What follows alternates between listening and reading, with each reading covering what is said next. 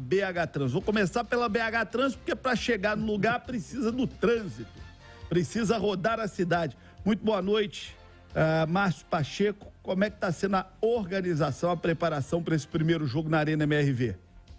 Bom dia, João. Bom, João, desde o Jogo das Lendas, né, a gente está preparando para esse momento. A gente sabia que o jogo mais difícil, pelo menos esse ano, é realmente o clássico, né? Porque implica em uma rivalidade na cidade e as duas torcidas iam comparecer, a gente já sabia disso. Então a preocupação é muito grande com relação aos acessos, né? A nossa premissa básica é que existe a pessoa que vai para o jogo, mas existe um morador de Contagem que quer passar naquela via ali. Então um não pode influenciar no outro, um não pode atrapalhar a vida do outro. Então, a nossa preocupação grande é com relação ao bem-estar de ambos, para que cheguem tranquilamente. Para o torcedor do Atlético que vai de carro, muda alguma coisa? Não muda basicamente dos jogos que aconteceram esse ano lá, basicamente não muda absolutamente nada. Avenida JK, o acesso para o estacionamento, inclusive, João, é bom falar que o estacionamento já está com o ingresso esgotado, né? Então, quem comprou esses ingressos vai pela Avenida JK, sobe a rampa da Arena MRV e vai deixar o seu carro tranquilamente lá no estacionamento. Para o torcedor do Cruzeiro, há possibilidade de ir de carro para o estádio? Pois é, o grande problema é que esse acesso ao estacionamento não é permitido ao torcedor do Cruzeiro, né? Então, existe o setor norte do estádio lá, as vias vão ser reservadas, a Polícia Militar é que vai fazer esse isolamento para que as duas torcidas não se encontrem. É lógico que com operação de trânsito envolvendo isso aí, depois eu gostaria até de falar a respeito dessa chegada do torcedor do Cruzeiro, que é um pouquinho diferente, né? Daqui a pouquinho vamos falar junto com a Polícia Militar de como é que vai ser essa chegada, o deslocamento para o torcedor do Cruzeiro que é visitante. O serviço de transporte público tem funcionado bem para a Arena MRV? Ainda precisa melhorar? O torcedor já se adaptou aí de metrô, aí no ônibus especial que o Atlético está fazendo, táxi, Uber? O que tem funcionado, o que precisa melhorar e como é que está sendo essa realidade para o torcedor que opta pelo transporte público? João, mais de 80% das pessoas que chegam à Arena MRV vão com ou aplicativos, ou táxis, ou veículos particulares. Quantos por cento? Mais de 80%. 80% não vai de carro próprio? Não, vai de carro próprio, ou carro aplicativo próprio. Ou táxi. Carro né? próprio, aplicativo ou táxi, 80% do público. Eu estou falando isso porque ainda a utilização do metrô ainda está muito aquém do que a gente esperava. Quantos por cento o metrô está atingindo? Cerca de 3% só. Só 3% do torcedor vai de metrô? Isso, né? Então é o acesso ao metrô é muito mais fácil na Arena MRV do que no Mineirão, né? Mas de qualquer forma ainda tem alguns problemas, uma caminhada de 1,5 km, ainda problemática, precisa ser melhor analisada aquela situação da caminhada do torcedor ali, mas de qualquer forma ainda é um número muito pequeno. O que pode ser feito ali para melhorar essa caminhada de 1,5 km, para melhorar esse deslocamento do torcedor que vai ali para o Mineirão? O ideal... Desculpa, força do hábito, né? Tantos anos para a Arena MRV. O ideal é ter uma pista segregada, né, João? Em que ele possa caminhar com tranquilidade. O que acontece hoje é que a BH Trans ela faz um coneamento daquela via lá para que o torcedor tenha mais tranquilidade.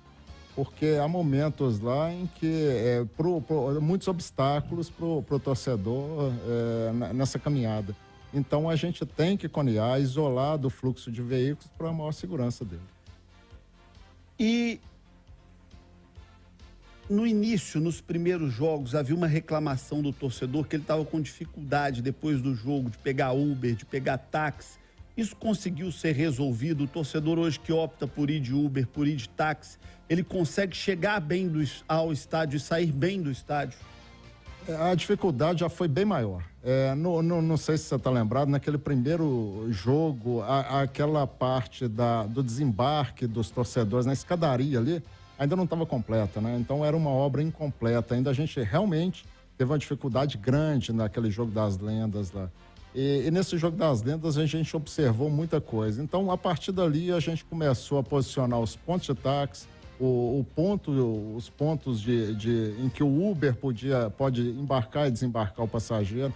Então, hoje ainda não está na situação ideal, não, porque o torcedor ainda não colocou na cabeça que aquele local ali é um ponto de táxi, que ele pode deslocar até lá. As pessoas ainda estão num ritmo de aprendizado, né? Mas daqui a pouco a gente vai chegar num ponto igual o Mineirão, que você já sabe perfeitamente onde tem o táxi, onde que tem um Uber mais fácil. Agora, ô João, é uma dificuldade o aplicativo, porque são, na realidade, 40 mil pessoas ao mesmo tempo saindo, né?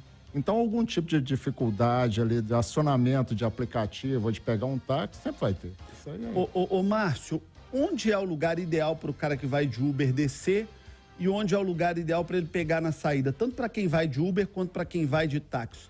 Qual que é o ponto ideal para o cara descer e qual que é o ponto ideal para o cara embarcar para voltar para casa? Para ele descer em frente ao estádio mesmo, na escadaria.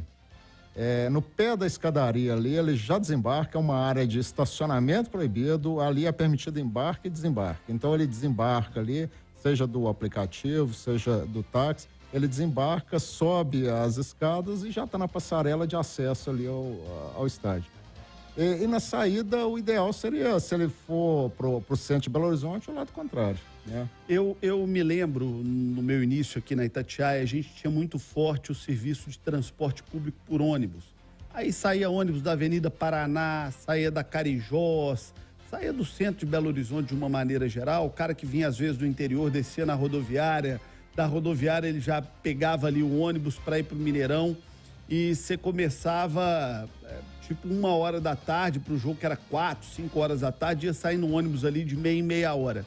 Por que isso acabou? Por que a gente já não tem mais esse serviço hoje para os estádios? O que levou ao fim disso? E será que não seria uma boa o retorno disso, Mar?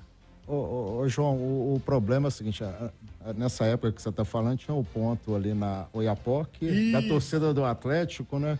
E na Tupis, da torcida do Cruzeiro. Tinha clássicos lá, eu me lembro disso, eu trabalhei muito nessa época, que você tinha 40 veículos num ponto, 40 veículos no outro. E na segunda-feira, seja quem perdesse o jogo lá, pelo menos 50% dessa frota estava quebrada, né? Olha a importância do que está falando aqui o Márcio Pacheco, que é das operações da BH Trans. Então, o vandalismo, a falta de educação de alguns levou à extinção de um serviço que seria tão importante para tantos. Se a gente já tem um problema com muitas reclamações do transporte coletivo no dia a dia das pessoas, imagina essa coisa de quebrar um para-brisa de um ônibus e você não poder colocar esse ônibus no dia seguinte para rodar, para atender o passageiro do dia a dia, né? Professor Alexandre Simões, a gente sabe que não é inacreditável porque a gente via isso de perto, mas que tristeza, né? Porque o cara ia para o jogo, tinha o ônibus à disposição, que é o mesmo ônibus que leva para o trabalho na segunda-feira, que leva o paciente para o hospital, que leva o cara que está fazendo tratamento de hemodiálise, que leva o aluno para a escola. Aí o ônibus era quebrado no domingo depois do jogo e aí tiveram que tirar e acabaram com o serviço. A gente não tem mais um ônibus que era tão útil, né? João, boa noite pro pessoal que atende a gente aqui no Bastidores. Eu já fiz várias matérias sobre isso, né? Eles tiravam a borracha inteira da janela, subiam no teto para fazer o famoso surf e quebravam aquele... É o alçapão, né? Que fala do ônibus, né? Que dá acesso ao teto do ônibus. Então, quer dizer, eu fiz várias e várias matérias dessa na minha época de repórter do jornal Estado de Minas. Ô, João, eu queria aproveitar o Márcio Pacheco e fazer uma pergunta para ele, porque assim... o Independência e o Mineirão, eles já fazem parte do cotidiano dos torcedores e o Mineirão, inclusive, tem uma questão que é Antônio Carlos e a Catalão, e acaba que ficou historicamente a torcida do Atlético usando Antônio Carlos, a torcida do Cruzeiro usando a Catalão, até porque estão mais próximas das entradas das duas torcidas. No caso da Arena MRV, existe uma via de acesso que seja a mais recomendada para o torcedor do Cruzeiro, que vai de aplicativo, ou que vai de táxi, ou mesmo que vai na moto dele, ou no carro dele, o que não é o ideal, né? Porque o espaço de estacionamento é curto. Mas existe uma via mais recomendada para que o torcedor do Cruzeiro chegue à Arena MRV, porque ela tem ali o anel rodoviário, ela tem a via expressa, que é a JK, né? Existe isso? Pois é, isso é importante. A torcida do Cruzeiro vai ter 2 acessos.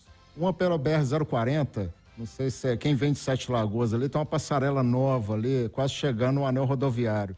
E tem uma entrada ali, pouca gente sabe disso, na Avenida Cícero Ildefonso, a famosa Delta, né? Ela continua do outro lado lá do anel rodoviário.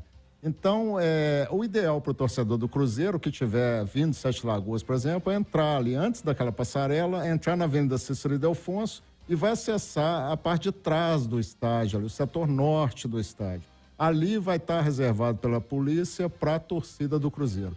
O outro caminho, quem estiver vindo pelo anel rodoviário, assim, no sentido Rio de Janeiro, assim que passou o viaduto da BR-040, indo para Brasília ali, Sete Lagoas, entrar à direita na Rua Emereciana ali, que já sai na parte de trás também do estádio. Então, o caminho da torcida do Cruzeiro são esses 2 caminhos, porque imagina se um torcedor do Cruzeiro pega a Avenida JK com a bandeira do Cruzeiro, né? E tenta acessar lá o estacionamento. A JK, que popularmente é a Via Expressa, né? A Via Expressa. Então ali é o caminho para o atleticano. Para o atleticano. E o cruzeirense usar o anel rodoviário ou a BR-040 se ele vier ali de Neves, de região do Ceasa, de Sete Lagoas. Exatamente.